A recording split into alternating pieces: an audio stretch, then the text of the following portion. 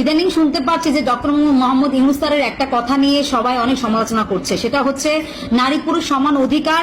আর একটা ছেলে যখন একটা মেয়েকে ডিভোর্স দিবে, সেটা আগের পুরোনো আইন তো আছেই, ডিভোর্স দিবে কাবিননামা পুরো টাকায় পরিশোধ করতে হবে।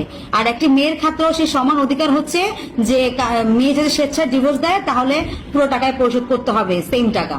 তো আমি এই ক্ষেত্রে মেয়েদেরকে বলবো যে এই নিয়ে মেয়েরা অনেক চিন্তিত বোধ করতেছে, অনেক মেয়ে অনেক ভাই ভিডিও বানাচ্ছে, বিভিন্ন কথা বলতেছে যে স্যারের এই ব্যাপারটা একদম ঠিক হয় নাই, সমালোচনা করতেছে। তো আমি তোমাদের উদ্দেশ্যে বলবো যে একটা পুরুষ মানুষ আজীবন পরের গোলামি করে সংসার সামলায়, ছেলে মেয়ের খরচ যোগান দেয়, একটা বউকে ঠিক মতো রাখার বাসস্থান তৈরি করে, সারা জীবনের পরিশ্রমের টাকা একটা সংসারে ব্যয় করে, জীবনের জন্য কিছুই থাকে না তার, ঠিক আছে। তো সে পর গোলামি করে রাস্তাঘাটে কষ্ট করে, মাথার ঘাম পায়ে ফেলে কষ্ট করে, দিন শেষে বইয়ের আবার ঝাড়িও খেতে হয়। আর তোমরা মেয়েরা ঘরে বসে কাজ করো, ঠিক আছে, ভালো করে, তোমরাও সংসার অর্ধেক কাজ করো, অর্ধেক সামলাচ্ছ, ঘরের পুরো দায়িত্ব তোমাদের, নারী পুরুষ মিলেই কিন্তু তোমরা সংসার সামলাচ্ছ। দিন শেষে কিন্তু একটা ছেলে যখন ডিভোর্সি হয়ে যায় তার কিন্তু কাবিননামার টাকা দিতে হয়। তো তোমাদের সমস্যা কি তোমরা দিলে? হ্যাঁ, এক্ষেত্রে তো বরঞ্চ আরো অনেক ব্যাপারগুলো আরো ক্লিয়ার হবে। কারণ তোমরা মেয়েরা, আমরা দেখেছি যে বিয়ের সময় একটা মেয়ের যখন বিয়ে হয় তখন ফ্যামিলি আগে থেকে বোর্ড মিটিং বসায় যে একটা ছেলের উপর কত কাবিননামাটাকে ধার্য করা দিতে হয়। তখন বেশি কাবিননামা হলে ছেলেটা মেয়েকে ছাড়তে পারবে না, ঠিক আছে।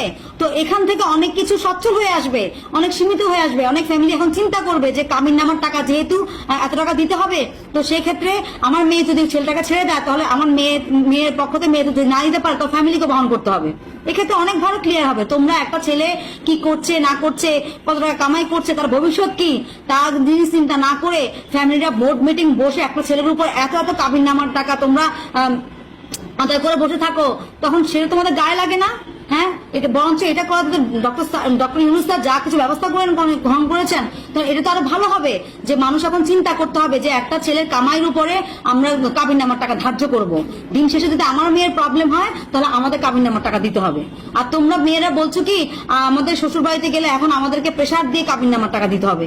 কেন প্রেসার দিয়ে কাবিননামার টাকা দিতে হবে? কেন? স্যার বলেছে যে যদি স্বেচ্ছায় ডিভোর্স হয় তাহলে সেক্ষেত্রে মেয়েদেরকে পরিশোধ করতে হবে। এটা ভালো উদ্যোগ।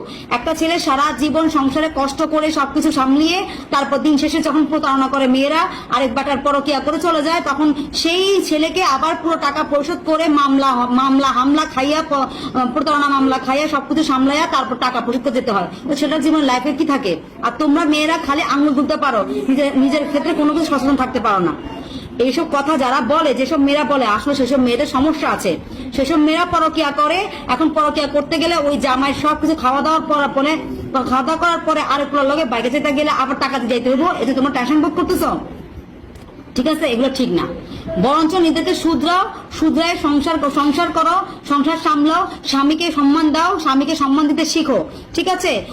তুমি যদি তোমার বউয়ের সাথে, তোমার স্বামীর সাথে যদি তোমার সম্পর্ক ভালো হয়, সংসার ভালো হয়, তাহলে তোমার কাবিননামার টাকা দিতে হচ্ছে না। তাহলে ভয় পাচ্ছ কেন? ডক্টর তো বলেছে, ইউনূস স্যার তো বলেছে যে যদি স্বেচ্ছায় তোমরা স্বামীকে ডিভোর্স দাও তাহলে কাবিননামার টাকা পুরো পরিশোধ করতে হবে। আর ছেলে যদি স্বেচ্ছায় ডিভোর্স দেয় পুরো পরিশোধ করতে হবে। এটা ভালো কথা। এক্ষেত্রে তো অনেক ডিভোর্সের হার কমে যাবে, আরো ভালো ব্যাপার। আর কিছু মেয়ে বলতেছে যে তাহলে ঘরের কাজ অর্ধেক করতে হবে, তারপরে বাচ্চা পেটে নিলে ওটারও ফিল করতে হবে, ওটার ব্যবস্থা করতে হবে। কেন রে ভাই? একটা ছেলে যে বাইরে কাজ করে, তাহলে তোমরাও একদিন, সপ্তাহে একদিন ওর অফিসে গিয়ে কাজ করো, পরে গোলামি করো, দেখো বাইরের কাজ করতে পারবা কিনা। একতরফা কথা বললে হবে না, ঠিক আছে। তো যেসব মেয়েরা এসব নিয়ে কথা বলছো, সাবধানে কথা বলো, বুঝে শুনে কথা বলো। আর যখন তুমি তোমার সংসারকে ভালোবাসো, তোমার পরের কাছে কোনো খাওয়ার কিছু নাই, বা পোলার সাথে কোনো সম্পর্ক নাই, পরকিয়া নাই, তাহলে তো সেক্ষেত্রে তোমার ভয় পাওয়ার কিছু নাই। আর যেসব মেয়েরা এগুলো বলছো আসলে ওদের চরিত্র খারাপ, ওরা চরিত্র সমস্যা আছে, যার কারণে ভয় পাচ্ছ। ঠিক আছে, ভালো হয়ে যাও, সময় আছে। স্বামীকে ভালোবাসতে শেখো, সংসারকে ভালোবাসতে শেখো, বাইরে গিয়ে বিরিয়ানি খাওয়া বন্ধ করো।